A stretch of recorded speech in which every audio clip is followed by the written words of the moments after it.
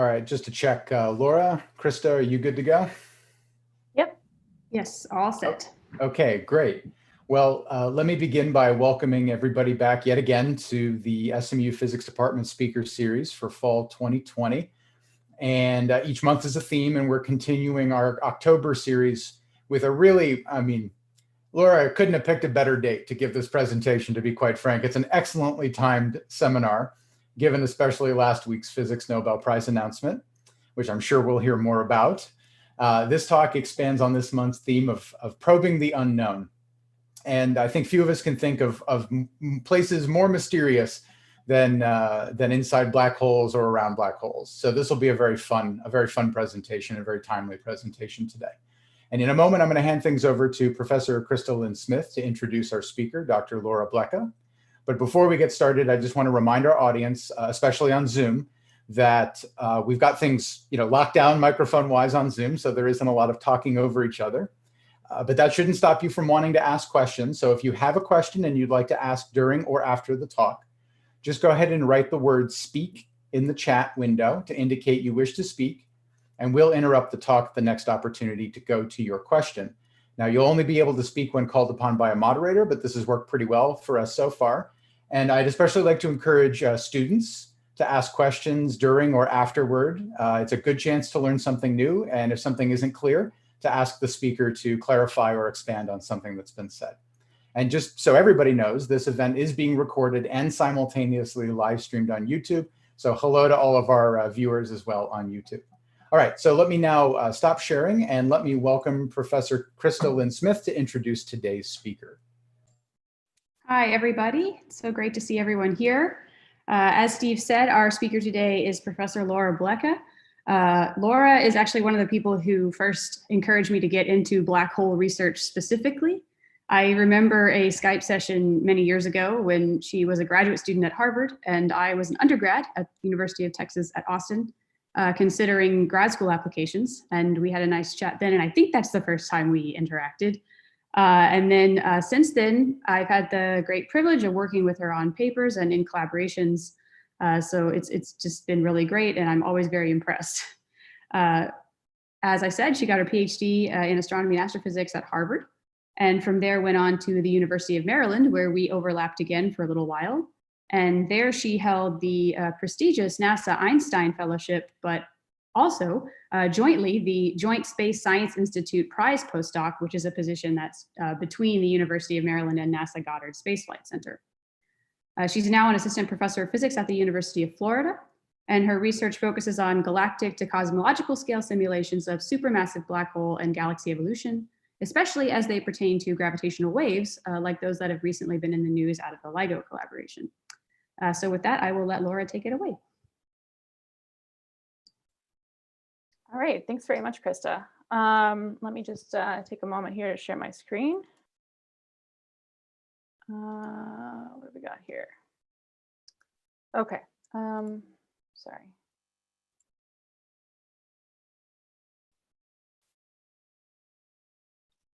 All right, we had a little bit of a snafu with one of these, but that's fine.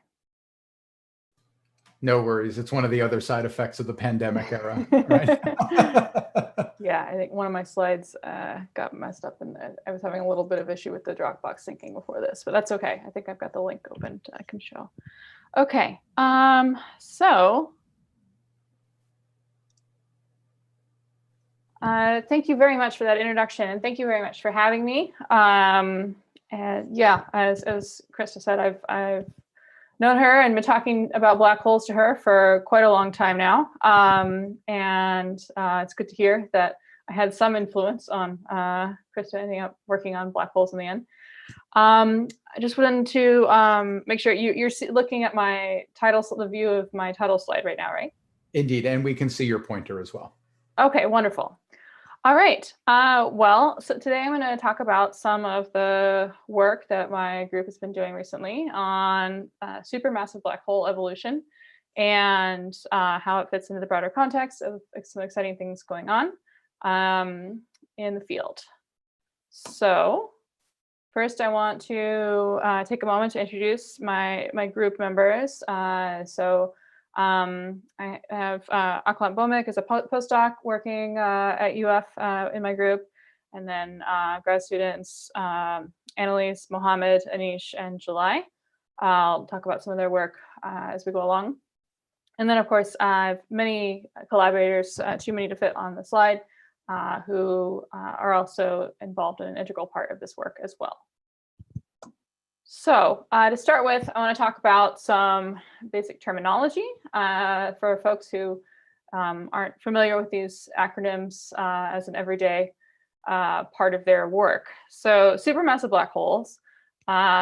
So these are black holes that are maybe 1 million to 1 billion or even 10 billion times the mass of the sun, as opposed to the stellar mass black holes that form when massive stars die at the end of their lifetimes.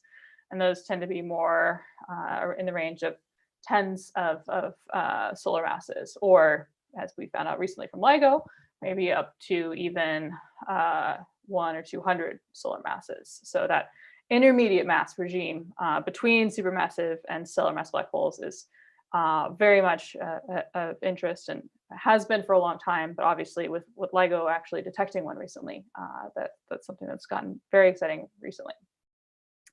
Another term I'll use frequently is AGN, active galactic nucleus. So this is a supermassive black hole that's actively accreting gas and appears as a luminous source owing to the radiation coming from that gas accretion process. And these can be extremely luminous sources in many cases, and I'll talk about that more in detail. And then some of the plots I'm going to show parameterize the brightness of an AGN, the fueling rate of the black hole, rather, in terms of lambda ed, or the Eddington ratio, which is just the gas accretion rate onto the black hole normalized to a theoretical maximum. And I'll note that it depends only on the black hole's mass at a given moment in time. That theoretical maximum does. All right. So just a brief outline of what I'm going to talk about. I'm going to start by talking about the role that galaxy mergers play in black hole fueling, collisions between two galaxies, and how that affects black hole evolution.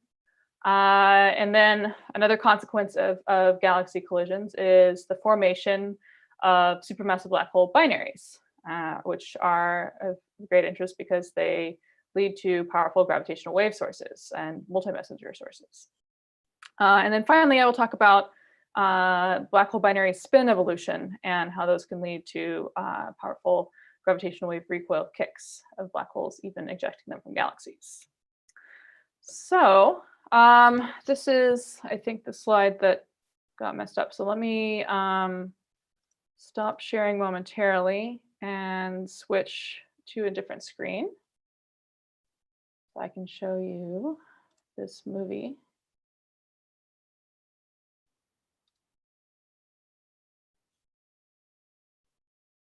All right, there we go. All right, so this is a 3D realization of stellar orbits in the galactic center. And so this is based on observations that have been done for going on 25 to 30 years now, from Andrea Gez's group at UCLA. Andrea Ghez, of course, was one of this year's recipients of the Nobel Prize in Physics for this work that she has been doing over decades to study and track these black holes these stars, and they are clearly orbiting something massive and dark, something that we don't see at the center. And so this provides very strong constraints that the black hole at the center of our galaxy has 4 million times the mass of the sun. And let me see, I think there's actually another movie here that we can see maybe some more detail. So this one, you can see there's a couple that have that one there has a very close paracentric orbit. And so it's really impressive when you see this in detail, that just provides exquisite constraints on the mass of the black hole. And then there was the group in Germany as well, Reinhard Gisel's group, that has been doing similar measurements. So independent groups providing even more robust constraints overall. And this is prior to gravitational wave detections, by far the strongest evidence that we had for the existence of black holes. So what we know is that there is one of these massive black holes in the center of pretty much every galaxy. And some of them, as I said, are going to be visible in electromagnetic radiation as AGN, and others are going to be more like the supermassive black hole in the center of our galaxy, where we don't see radiation from it unless we look very closely and in certain wavelengths. The supermassive black hole in the center of our galaxy, remember I talked about the Eddington ratio, that the accretion rate scale to the theoretical maximum. The one in our center of our galaxy is accreting at about 10 to the minus 9 of Eddington. So it's very, very faint by AGN standards. But we can get some similar measurements of other black hole masses nearby by looking at the statistical properties of stars in the center of the galaxy. So we can't resolve individual stellar orbits in other galaxies, but we can look at the stellar velocity dispersion in the centermost region, where we think the black hole dominates the gravitational potential. And from that, we can do some stellar orbital modeling to determine the most likely black hole mass to produce that velocity dispersion. And what's been found is that there's a strong correlation between the black hole mass and that central stellar velocity dispersion. The stellar velocity dispersion of the bulge, which is measured at much larger radii from the central region where the black hole dominates the gravitational potential. And this is surprising because we don't actually expect that the region where this stellar velocity dispersion is measured here to know anything about the black hole, that innermost measurement that's used to determine this mass. And so this indicates that there's something connecting the evolution of the galaxy and producing these stellar velocity dispersions on scales maybe 1,000 times larger than the scale where the black hole dominates the potential, and the growth of the black hole over time. And so galaxy mergers have long been a promising candidate for driving some of this growth. It leads to the growth of galaxy bulges just by dynamical heating. Stars that are in a regular disk with little dispersion will be mixed around to create a more ellipsoidal type galaxy that has much lower angular momentum and is much puffier. So that grows that galaxy bulge component that we're using to measure these stellar velocity dispersions. And it also drives cold gas into the centers of galaxies and provides a channel for rapid fueling of black holes. And both of those things, so we can also drive rapid star formation, and stellar and AGN feedback is another large channel of evolution here. So the energy from star formation and AGN activity will input a lot of energy and heating into the surroundings that can shut down further star formation and black hole growth. And then this will lead in the end to the formation of dual black holes or dual AGN that we might be able to observe as two distinct sources. And as I said, those are of great interest as precursors to gravitational wave sources. So, the next slide here. All right, so there's this longstanding controversy about the actual role of galaxy mergers in fueling this black hole growth. And that's in part because if we just look at all AGN in the local universe, most of them are going to be fairly low luminosity, and then the higher luminosity ones are rare. And so by number, most of the vast majority, in fact, of the AGN we see don't show any evidence of being in ongoing mergers like these examples here. And we also see examples where there is a major merger going on between two galaxies of comparable mass, and we don't see evidence of AGN fueling in those galaxies.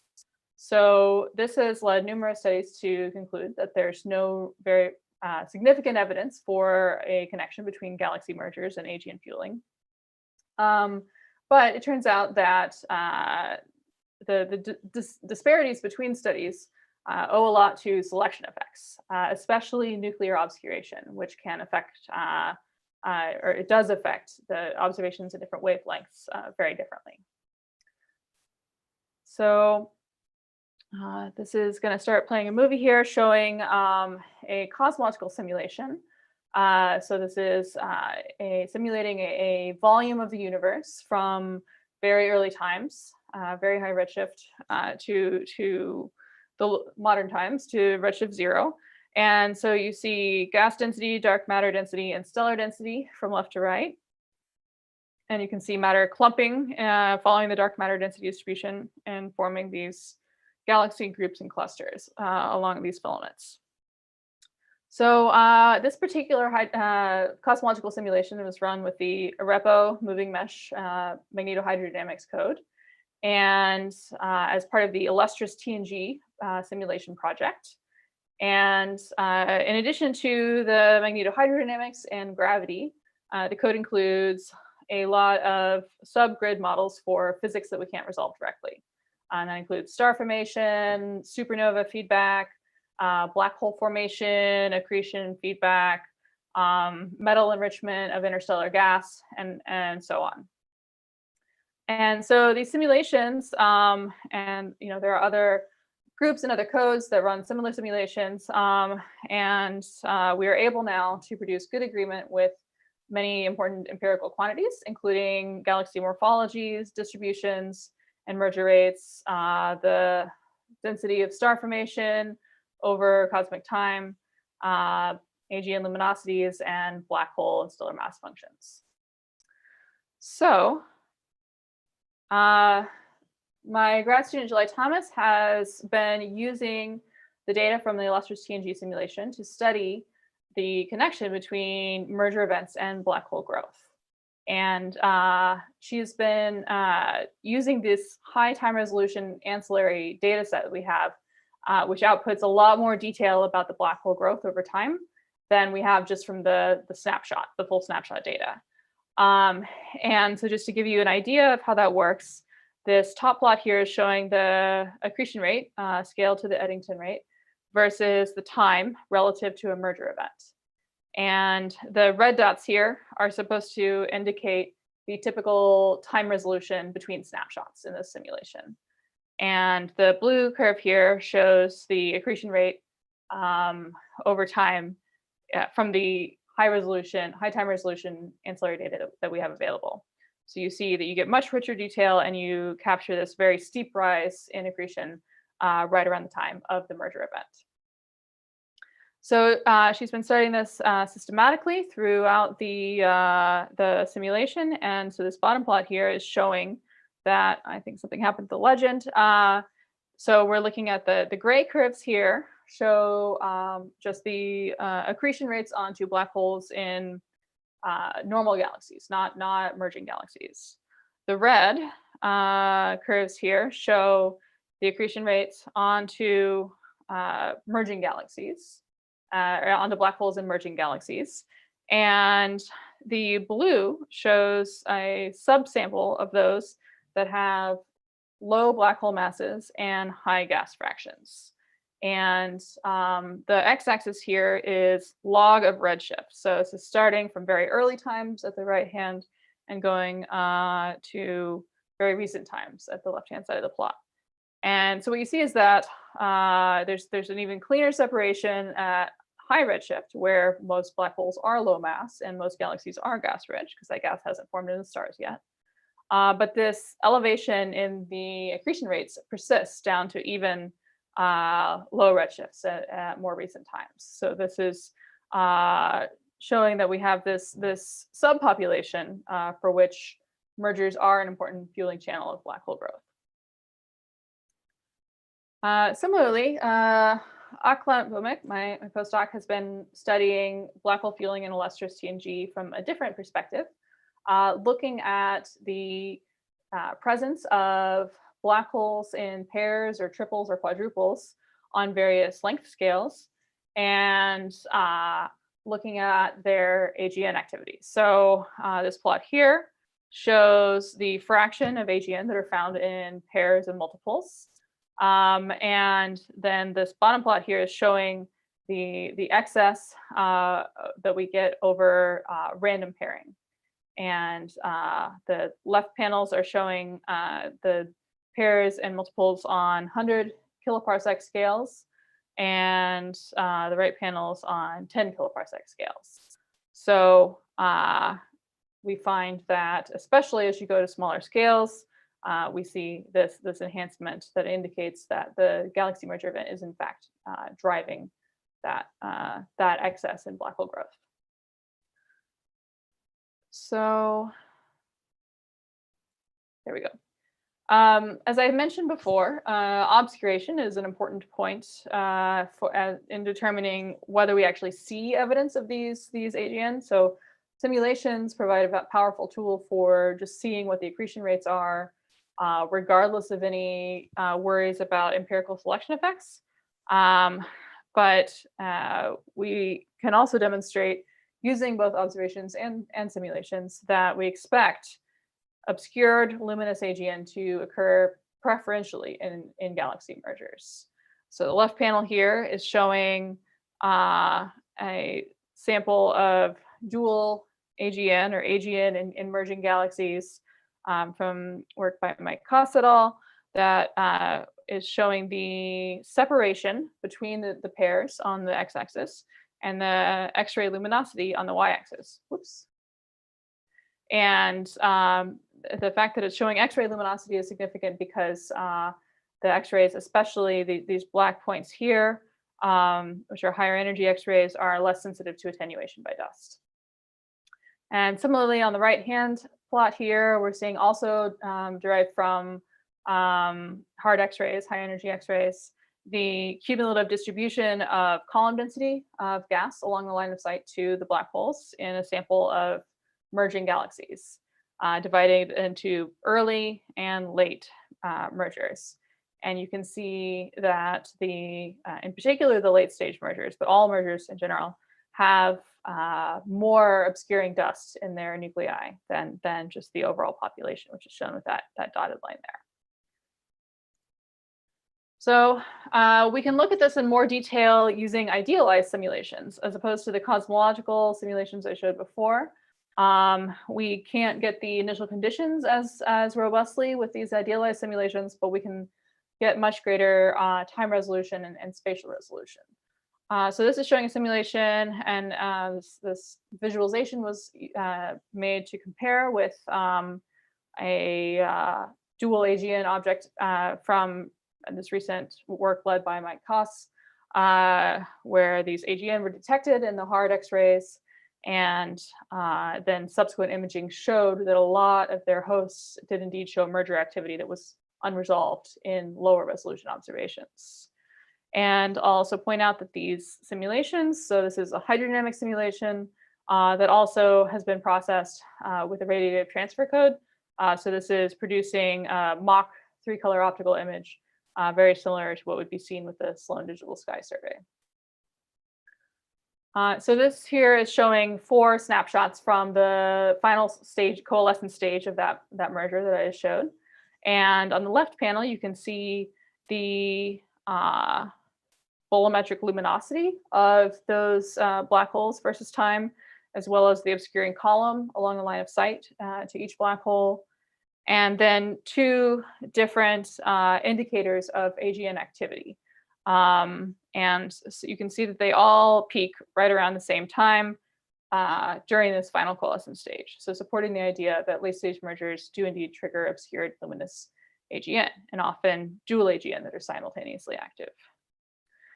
So this third plot here, the W1 minus W2, that refers to the mid-infrared color of the AGN spectrum, or well, whatever you're looking at with your mid-infrared instrument. So specifically from the WISE, Wide Field Infrared Survey Explorer mission that found millions of new AGN using this technique. many of which are heavily obscured. And so you can see here, these are these spectra corresponding to these 4 snapshots that I showed before. The gray vertical bars show those bands from the WISE instrument. And the dotted black line is showing the spectrum that you would get if there was no AGN in the galaxy, just stellar emission producing the emission that you see from the galaxy. And so you can see that at the beginning, the two are very similar. The stars are dominating the emission from the galaxy as a whole.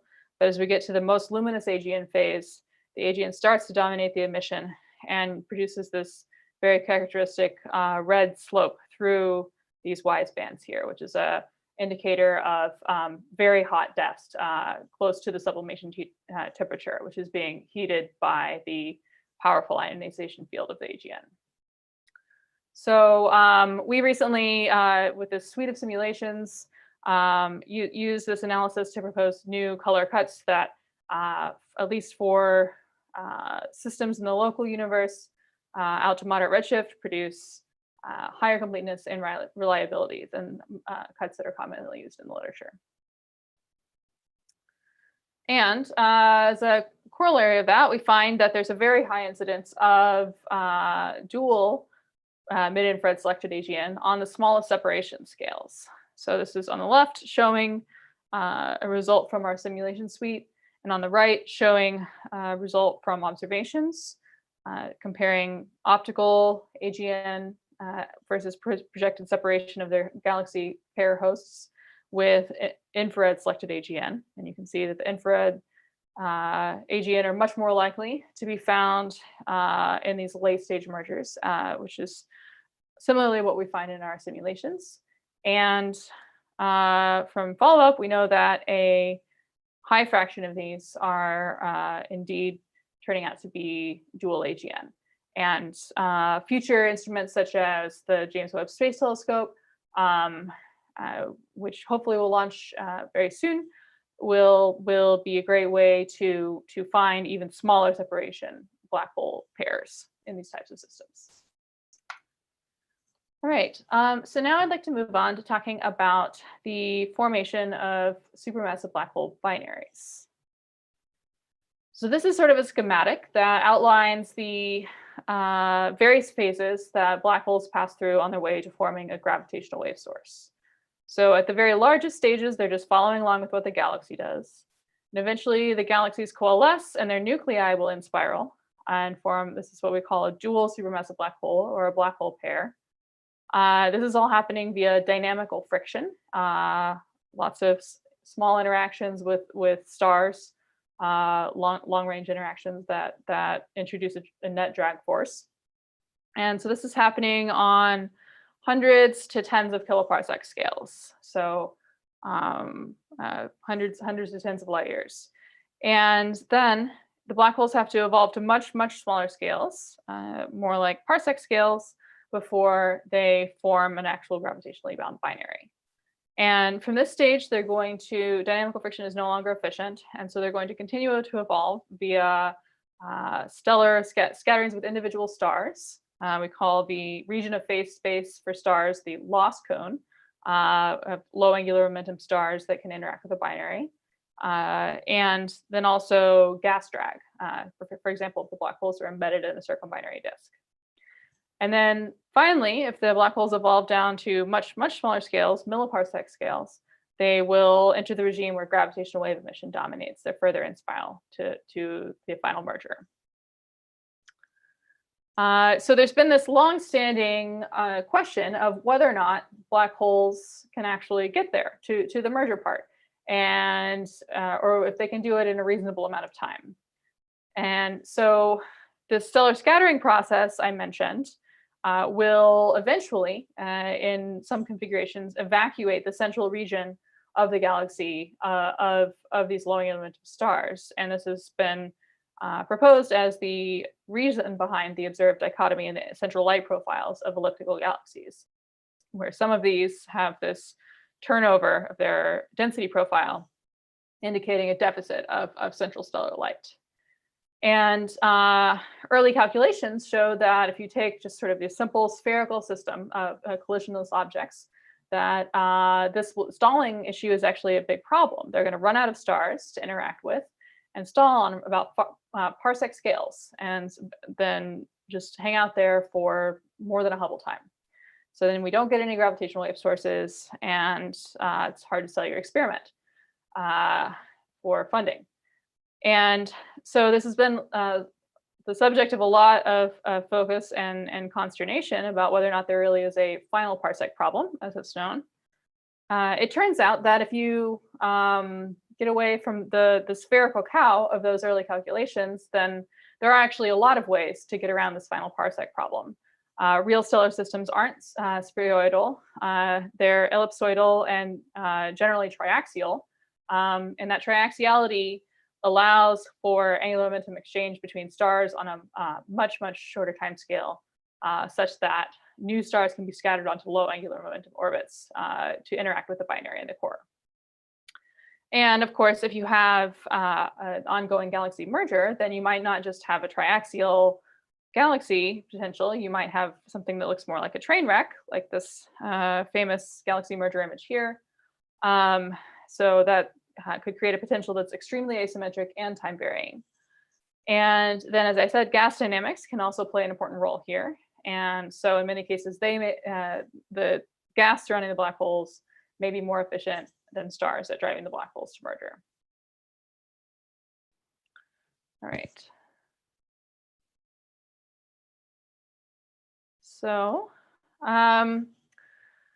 what my collaborators and I have tried to do is to constrain better the timescales for how all these processes interact together. So this is work led by Luke Kelly, who is now a Sierra postdoctoral fellow at Northwestern. And so he developed this model for use with the illustrious cosmological data, the simulation data, the precursor to illustrious TNG, and then identified merging systems in the simulation and applied this subgrid model.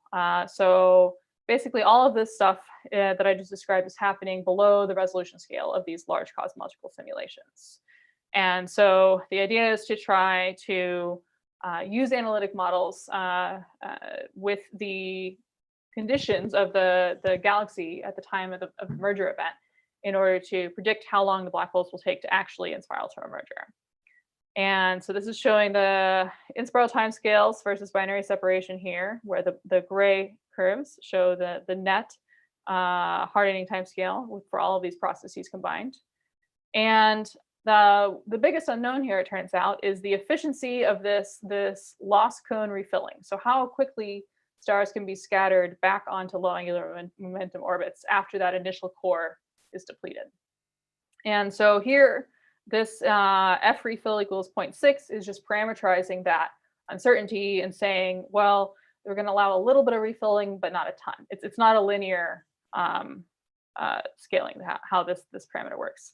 So if we compare that with a refill factor of 1, which is a completely full loss cone, then you can see that this bottleneck in this parsec scale regime is greatly reduced. So I'll toggle back and forth a couple of times.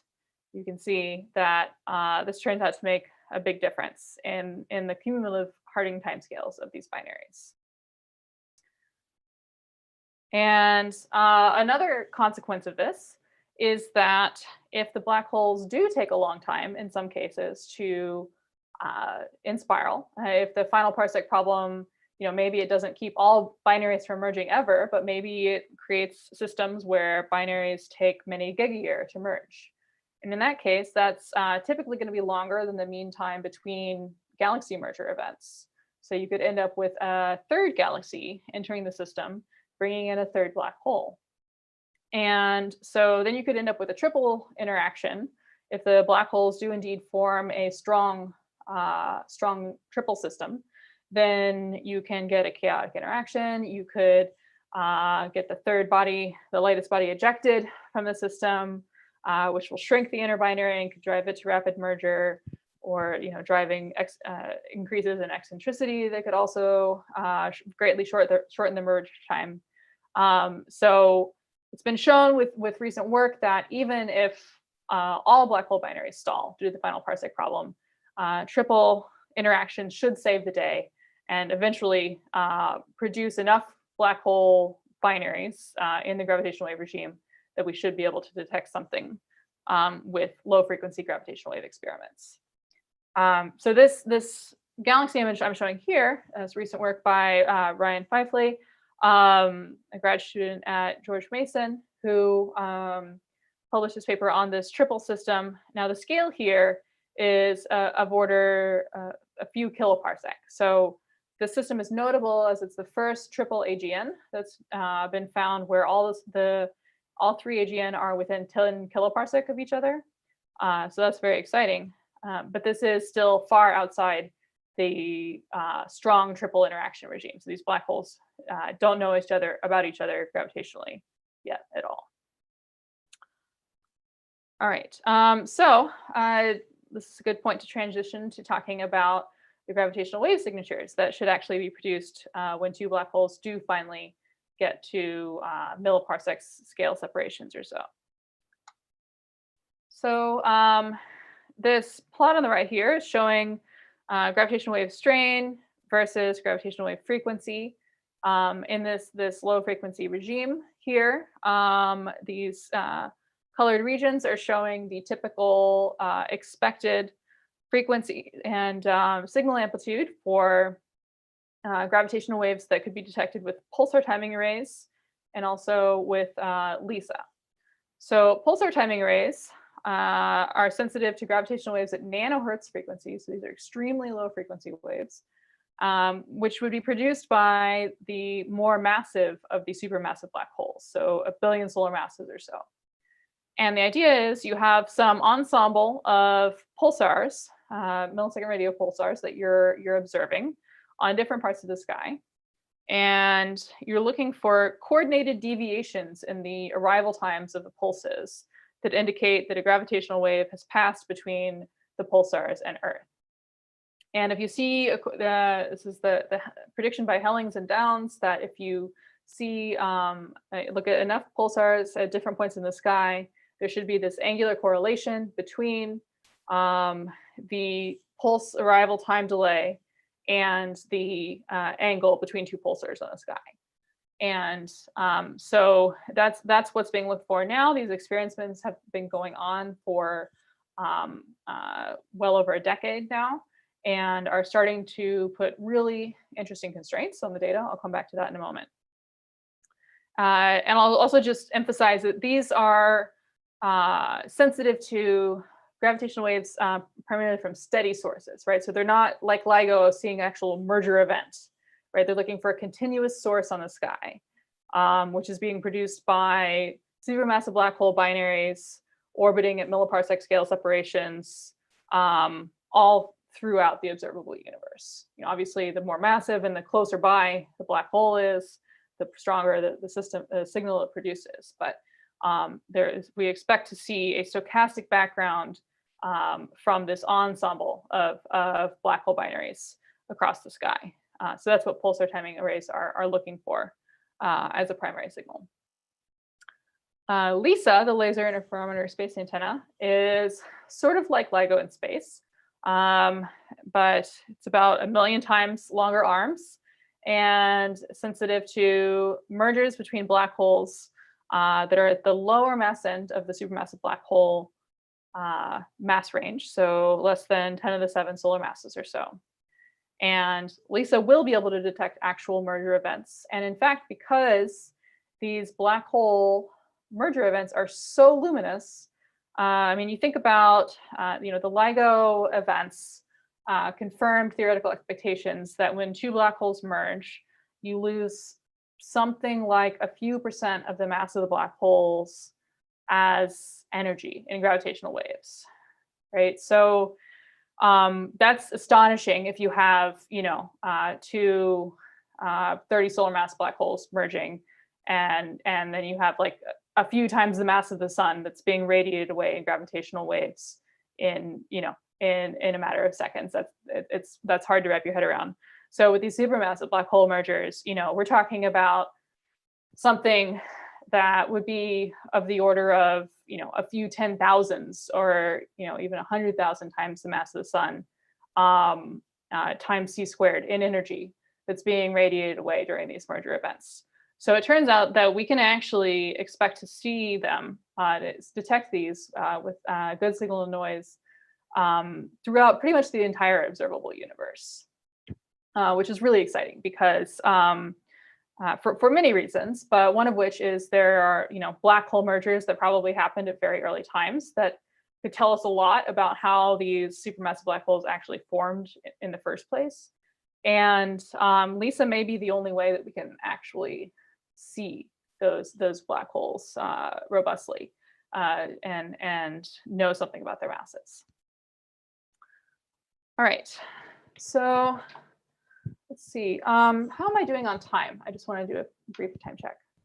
Yeah, you've got about, I mean, we would normally ask that you talk for say 45, 50 minutes, something like that. So you've got 10-ish minutes left, but you can use the full hour if you need to. Perfect. No, that should be fine. Okay. I just couldn't see my clock on this view on my screen. All right, so as I said, pulsar timing arrays are looking for a stochastic background coming from gravitational waves from black hole binaries at all separations and frequencies and distances. And if gravitational waves are the only thing driving black hole inspiral, you can show via an analytic calculation that the gravitational wave background should have this power law shape that's shown with these dotted lines here. But because we expect that astrophysical environment, stellar and gas dynamical processes are crucial for actually getting black holes into this regime, then we expect to see a more attenuated signal with some more complicated shape than what's being shown here from these predictions from the models I described by Luke Kelly et al. And the reason you get attenuation is because the stars and gas are driving the binaries through a given separation regime, a given frequency regime, faster than gravitational waves would alone. And so it actually gets it's responsible for getting the black holes to the regime where you can actually observe them, but it's also attenuating your signal when you look at the whole stochastic background. And one of the interesting things about this, well, the very fortunate things for pulsar timing array experiments is that the background amplitude depends quite weakly on the host galaxy properties. So all these uncertainties about stellar loss cone scattering and refilling, all of that doesn't have a huge impact on the amplitude of this background, which is great. We expect that pulsar timing arrays should detect the gravitational wave background soon. And I've been giving talks for a good while now, saying that we should expect to see it soon. I'll just note this star here is from the Parkes pulsar timing array experiment, upper limit from 2015, maybe. So, these models are really just a little bit below that. But the counterpoint here is that the actual fraction of black holes that should merge before redshift 0 varies a lot more, from about 15% to about 90% of all black hole binaries merging by the present day, depending on our model parameters. So for LISA, that's much more important than for the pulsar timing array experiments. So as I said, the pulsar timing array experiments are expected to see something soon. And the NanoGrav experiment, which is the US pulsar timing experiment, just published this paper on the 12.5-year data. And it's starting to show some very interesting trends. So this is not a detection of gravitational waves. It is not statistically significant as a detection of a stochastic background from a quadrupolar type gravitational wave source. But it is some decidedly correlated noise is the working terminology here. So these contours on the left here are showing for 3 different types of analyses. The data from this most recent data set, and the vertical dashed line here is showing the power law that we expect, the power law index that we expect from gravitational wave prediction. So it's certainly consistent with that explanation. And then on the right here, we have this violin plot showing the data. And the orange flat line here is just no correlation and between angle in the sky and pulse timing delay. And then this blue line here is the Hellings and Downs curve that I mentioned before, the expected correlation with angle if you have gravitational waves producing pulse timing delays. So it's not a detection, but it's very intriguing and very exciting. So stay tuned for the next data release, which if we're lucky could be an actual detection. So I'll say just a couple of words about electromagnetic searches for milliparsec scale binaries. So this has been a game that's also been played for quite a while, specifically looking for variability signatures. We can't really hope to spatially resolve these milliparsec scale binaries with any telescopes we have, even radio interferometry. But we can look for variability signatures that indicate periodicity, which might correspond to some periodic orbital motion in a circumbinary gas disk. Now, mapping between this is from a simulation and the actual electromagnetic signatures we expect to see is highly non-trivial, shall we say. So that makes this a very tough experiment to do. Also, these periods are on the orders of years. And so, and AGN intrinsically have very red noise spectra, which can mimic periodicity over a few cycles. So there have been many claimed detections of a black hole binary candidate with periodic variability that have gone away with more observations that showed that the periodicity did not continue. And also there's just the fact that, if you want to see 5 or 10 cycles to convince yourself that you've got a periodic signal and each period is, a couple of years, you're going to be in grad school for a long time, right? So that work is ongoing, and upcoming time domain surveys like the Vera Rubin Observatory are going to reveal a lot of candidates. And so I think there is a lot of exciting potential here. Especially if we do see something with pulsar timing arrays, then that's going to give us a lot of new information and a lot of potentially very strong priors on even individual sources if we're lucky. So I do think there's a lot of hope for this going forward, but it's been tough thus far. And I will note there is one parsec scale binary that's been observed to date with a separation between these two radio cores here of about 7 parsec. And then you can see here these lobes. This is from jet emission from one of these sources that's actively accreting and creating feedback. All right, so in my last few minutes, I want to talk a bit about black hole binary spins and gravitational wave recoil kicks. So black hole spins in binary systems can evolve in several different ways. So if we have this picture I've introduced a few times of black holes embedded in circumbinary gas disk, and each of them has their own mini disk, then the torques from this disk will tend to align or perhaps anti-align the spin vectors, and the gas accretion will tend to spin up the black holes. Whereas if we have systems without much gas, or systems where there isn't really a coherent disk, or there's infall from new directions that's creating a new disk with a new angular momentum continually on relatively short timescales, then the spin vectors might tend more towards random with a broader magnitude distribution.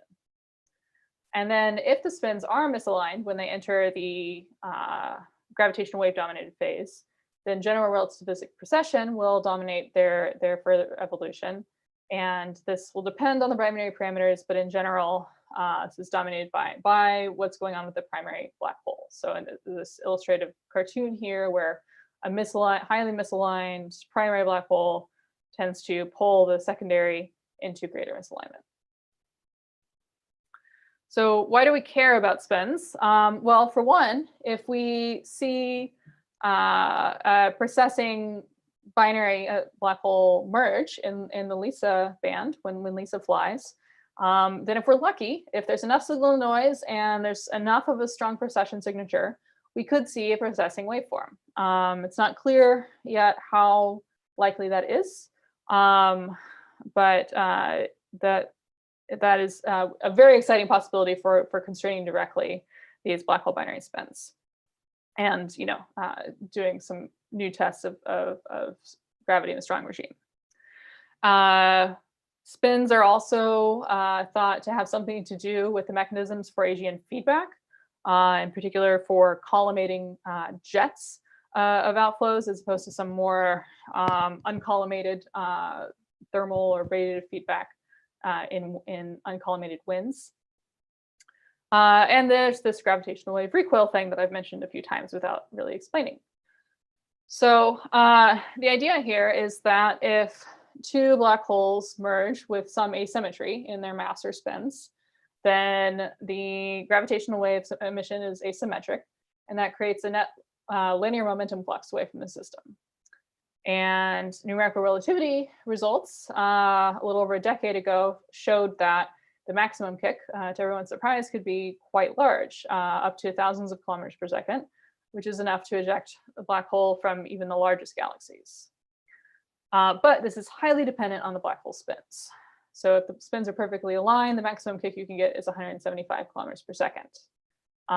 So figuring out what role gas or something else plays in spin evolution prior to merger is critical for understanding how many gravitational wave recoil kicks you get that are astrophysically interesting. So my student, Mohammed Sayeb, has taken these binary inspiral models that Luke Kelly developed. And yeah, this paper said in prep on the previous slide. It is actually submitted now. Has combined these inspiral models with a model that he's developed for binary spin evolution. So in the gas-dominated phase, this is based simply on timescale arguments. So we're not tracking the evolution of individual black hole binary spins. We're looking at the expected alignment timescale due to the gas dynamical torques from a circumbinary gas disk, and comparing that with the inspiral timescale in the gas-dominated phase of evolution. And so everything to the right of this diagonal line is going to have a misaligned spin when it enters the gravitational wave regime. And so in our fiducial model here, that is about 10% of the smaller black holes and 20% of the larger black holes in these binaries. And this is a very conservative model in the sense that when we have reason to think that maybe the accretion rates in this particular data set are, if anything, slightly overestimated. And so we've tried model variations where we artificially reduce the accretion rates or vary the disk parameters. And we find in those cases that up to maybe 90% of binaries could be misaligned when they enter the gravitational wave phase. And so then we use this precession code developed by Daud Adrosa and Mike Kesden to follow that evolution in the gravitational wave phase. And this is the resulting recoil velocity plot here. And the black line is our fiducial model. The various colors show the model variations, which you can see produce an even larger tail of high velocity recoils. So I will just finish by saying a couple of words about, well, I'll show this movie. So I think it illustrates nicely how this recoil process actually works. This is a simulation of two merging galaxies. You're looking at the stellar distribution. Each galaxy has a central black hole. And when they merge, the merged black hole gets a kick that ejects it to the outskirts of the galaxy and leaves the center of the galaxy with no black hole at all. And so if this happens, and if the black hole is actively accreting at the time of the kick, it should carry along its accretion disk and some region of rapidly orbiting gas clouds around it that produce broad emission lines. And so from that, we expect to see a shift in the broad emission line centroids in this AGN spectrum relative to the galaxy rest frame. And so we could see both spatial and velocity offsets that indicate that we have one of these recoiling AGN. And so indeed, a growing number of these candidates have been turned up. This top left plot is showing a prediction from our models using cosmological simulations to predict how many spatial offsets we expect to see. And so with future instruments, we might actually see quite a large population of them. But there is indeed a growing number of these potential candidates, some of which have both spatial and velocity offset signatures. Now, none of these are confirmed. It turns out that it's actually quite difficult to robustly confirm this and rule out alternative hypotheses. And that's without even getting into the question of whether or not some offset AGN can be produced by slingshot recoils from a three-body interaction, like I mentioned earlier. But multi-wavelength follow-up is ongoing for these. And I think some of these future surveys will identify even more candidates. So with that, I think I will leave my summary slide here and take any questions. Okay, yeah, thank you very much, Laura. So let's dive right into questions. Okay, Krista, you have a question, go for it. Yeah, I've got a couple, but I'll start with what you were talking about last. So, looking at simulations, your simulations of how many mergers end up being, asymmetric in the end, it might surprise people that we haven't confirmed a single recoiling candidate so far. So I guess, could you elaborate a little on whether you think it is just because we don't know how to look for them, or is something about the modeling missing something? What's more likely? I think it's probably a couple of things. I think, I think there's plenty of room for improvement and more detail to be added to this type of modeling where these predictions come from. There's a lot we don't know. But also it's just because there's a trade-off between the how strong the signatures appear. Like, if you have a really high velocity recoil that produces a very large offset spatially and spectroscopically, then that's going to be easier to point to and say that isn't some just weird lump, or that isn't some so for example, in this case here, there's these two nuclei, and the question is this just two nuclei of a galaxy that's inspiraling, or is one of these the galaxy nucleus and the other one is this recoiling AGN? In this case here, the question is, this offset object here, is it some really weird supernova that's producing emission lines that sort of mimic an AGN? Or is it actually an offset AGN relative to this central galaxy here? And some other things apply here, where it's just difficult, especially depending on the quality of and nature of the data set, to tell the difference between two incoming nuclei and one rapidly recoiling AGN from a central nucleus. And the larger the offset, the rarer, the smaller the probability of generating that offset, right? If we look back at the recoil distribution, this is a log-log plot here. So, the relative number of objects that you have above 1,000 kilometers per second is very small compared to your overall population. So, the most likely ones are going to have moderate offsets, and those are just harder to robustly say, yes, that's what's causing that weird offset blob that we see. Right. Thanks. All right, I see Pavel had a question that he wrote, but I'm going to ask him to unmute and he can ask it himself. Thank you very much for a very nice review. Well, I have two very simple questions. First of all, is there an upper theoretical limits on the mass of the supermassive black hole? And second, whether just like we saw the spectacular events of black hole mergers in LIGO, if there is a chance we will see the merger of two AGNs in any reasonable future. Yeah. So to the first question, there's no hard upper limit. It's not like there's some Chandrasekhar mass for black holes, right? Where it's, you're going to create some weird situation if you exceed that mass. But you can sort of, based on, what we know about the cosmic evolution of matter in the universe, say, well, I know that I see this many bright AGN that are rapidly accreting black holes. Mm-hmm. And I have some idea of what the mass density of black holes is in the local universe. This was sort of a back of the envelope calculation first done by Sultan in 1982. So it's called the Sultan argument. And so you can say that, most black hole mass seems to have come from this quasar accretion, AGN accretion. So that gives you a sense of how much growth there's been over cosmic time.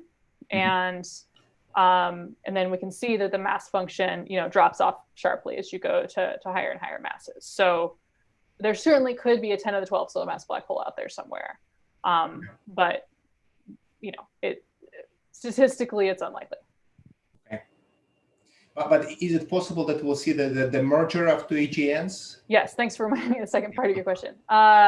Yeah, so that's not something I really touched on because it's not something I really work on myself, but lots of folks have focused on multi-messenger, like true multi-messenger signatures you might see from these merging events with LISA.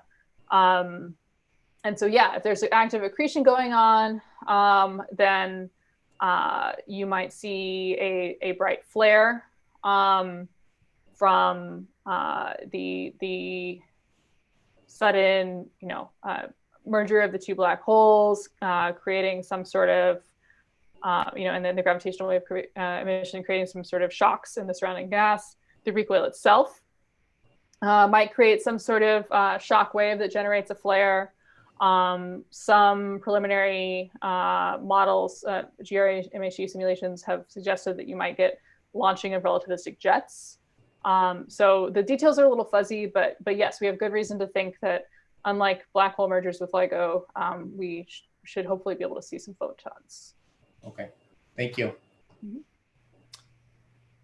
All right, I think we have time for one or two more questions. I don't see anybody asking to speak right now, but if it's okay with you, Laura, I had a question about this.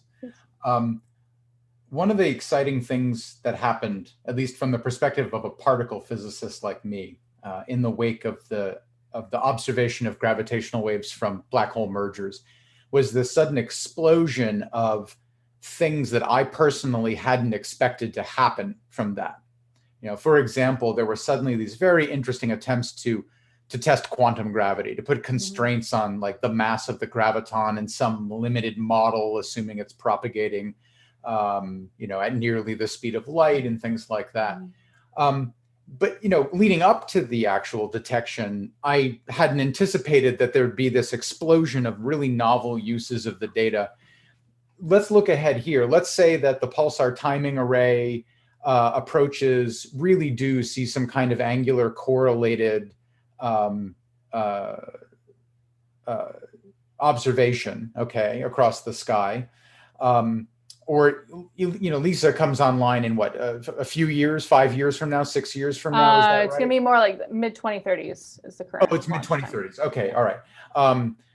So fine. So let's say 15 years from now, then it comes online and starts seeing things. What do you anticipate are, the day after those detections occur?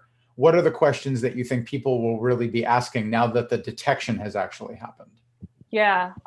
So I'll say with pulsar timing, in the, several weeks that have elapsed since the 12.5 year papers came out, there's been a whole flurry of papers, on whether or not this signal could have been produced by some leftover from inflation or, cosmic strings, all sorts of cool fundamental physics ideas that are not in my wheelhouse decidedly, but there are a lot of folks thinking about this, and so I think whether or not we'll get conclusive evidence, to say that we could say no, there's we can definitely rule out this model for cosmic strings, right? Is I think not clear at all, at least to me.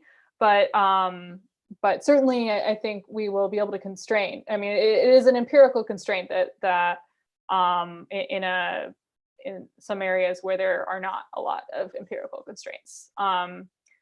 And then, I mean, in terms of LISA events, I mean that it's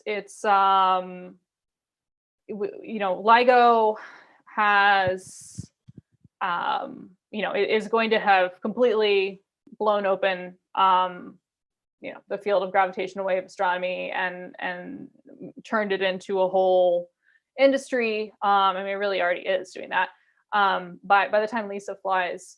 But there is it is a different source population that LISA will observe. And so we have the potential to learn about certainly tons about astrophysics, including, like I said earlier, how these black holes form in the first place. LISA really might be the only thing that could answer that question for us. And then there's also the possibility of multi-band gravitational wave astronomy. So there are some sources that have been shown that, like if LISA was flying a few years before LIGO detected some of these higher mass mergers, that LISA would have been able to see something. So that's a very exciting possibility for the future. I think you're muted. I am. Thank you very much. Yes, thank you for the answer on that one. And we'll take our last question from Pavel again. So you should be able to unmute now, Pavel. Yeah, I just wanted to ask you very briefly about sort of the human aspect of what you are doing. And so, of course, you showed you have this very young team working with you, and probably graduate students and the postdocs.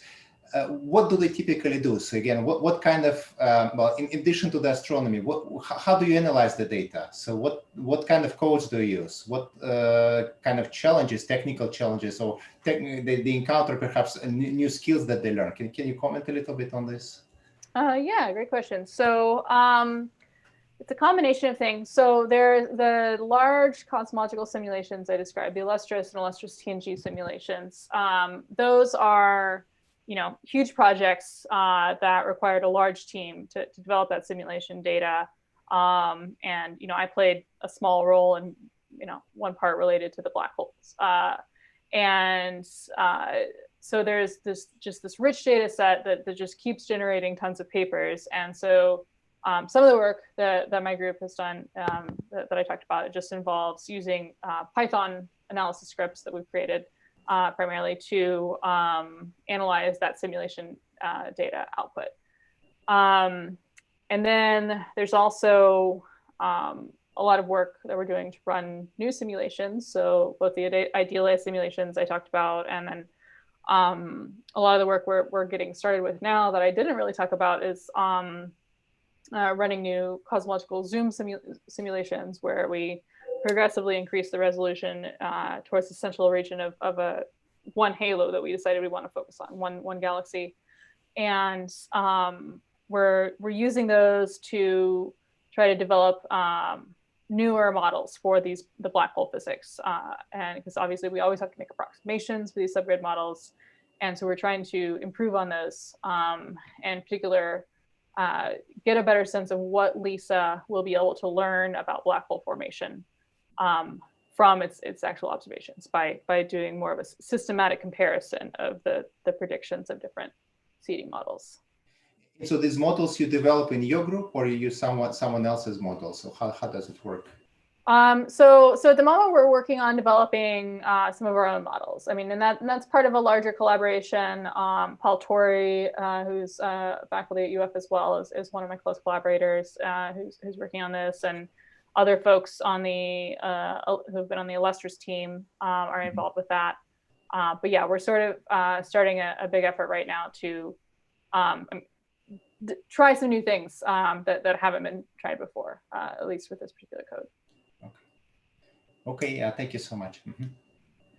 All right, yeah. Well, thank you very much, Laura, for this. I know this is cheesy, but because Zoom hasn't solved the applause problem, we like to give a little canned applause here at the end. Thank you very much. No, thanks a lot for having me. I really enjoyed it. No problem.